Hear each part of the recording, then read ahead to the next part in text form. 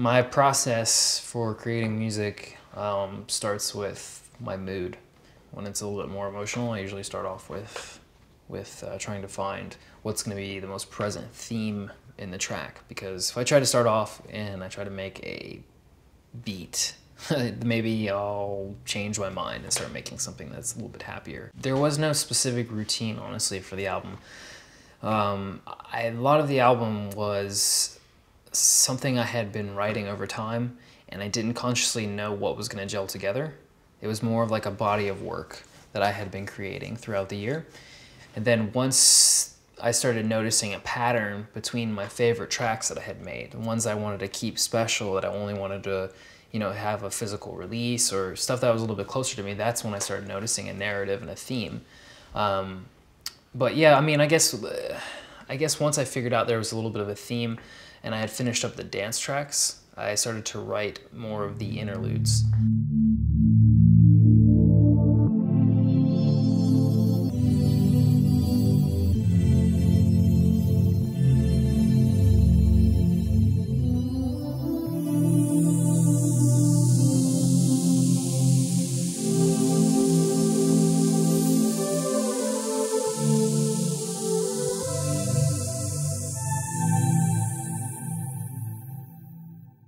Retrograde Space Opera, my second album, to me, just represents a more mature sound.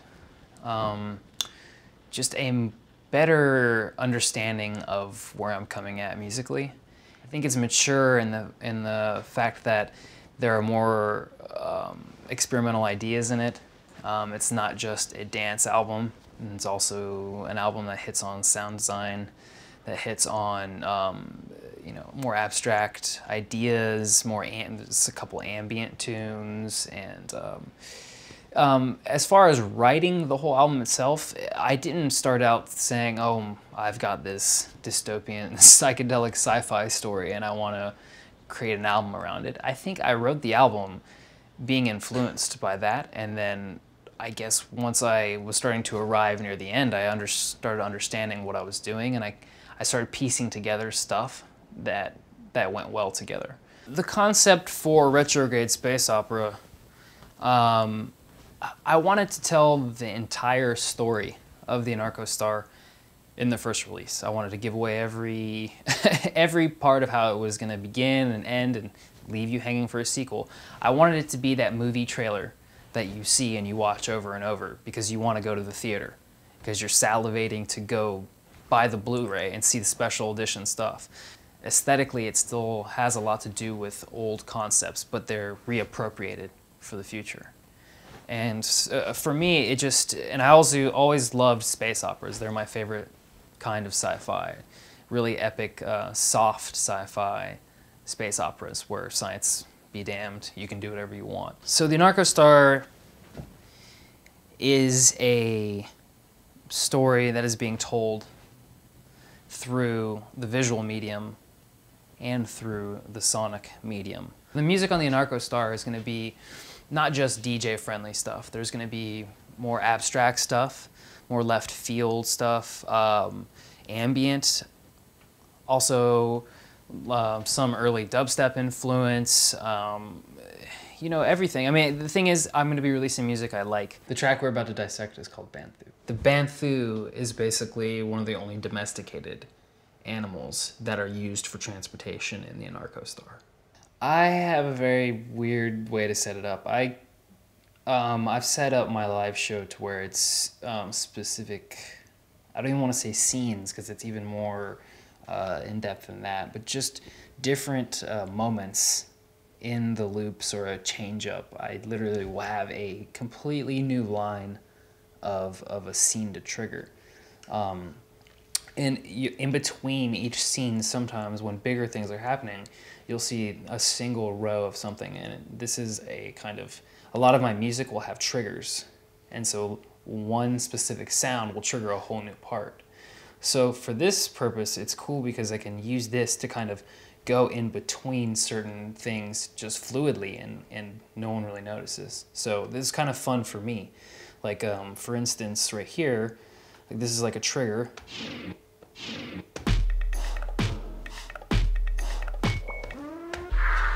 And then I can use those as effects, you know.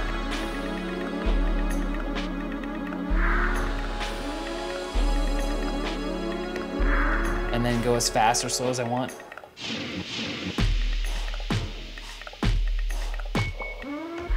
So it's kind of a fun way for me to play around. And also, what I have going on here is I can switch over at any moment. And I've got basically adjectives set up for each track, and I might change them out every night depending on my mood or how I feel the track is being portrayed that moment. While I'm playing Banthu and I have a second freed up, I just switch over and I can hit the adjectives that describe Banthu. So organic. So organic. So basically Banthus are some of the only species left on the planet. And the only way to get between the cities, if you're not going to use the magnetic highways and if you want to kind of not be tracked by the cameras and by the overreach of the system, basically you want to go off the grid, you ride a Banthu. The beginnings of the songs are a little bit easier because you want to kind of settle in. So basically, you know, you start off a certain scene, you can let it play out. And then up here, I've just got all my effects basically laid out and I can cycle through them. So I have reverbs and choruses and delays.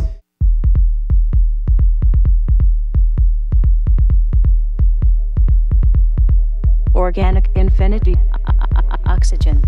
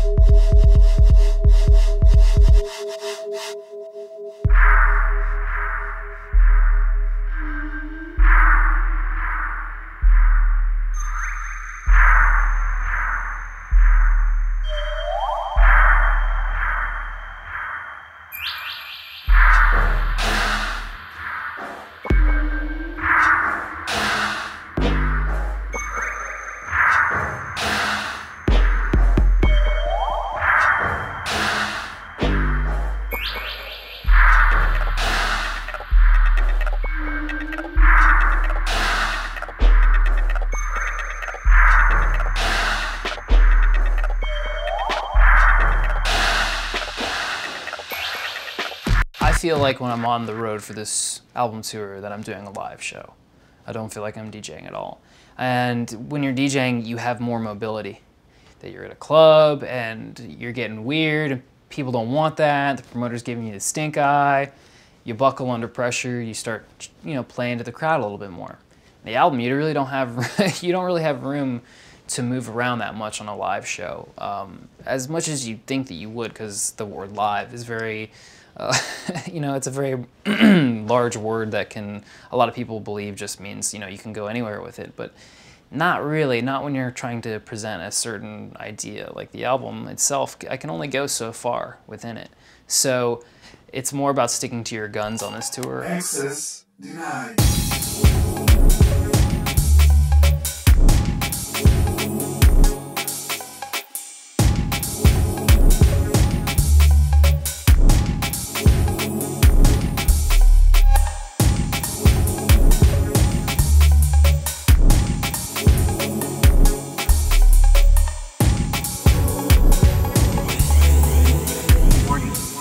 Please move to a safe location.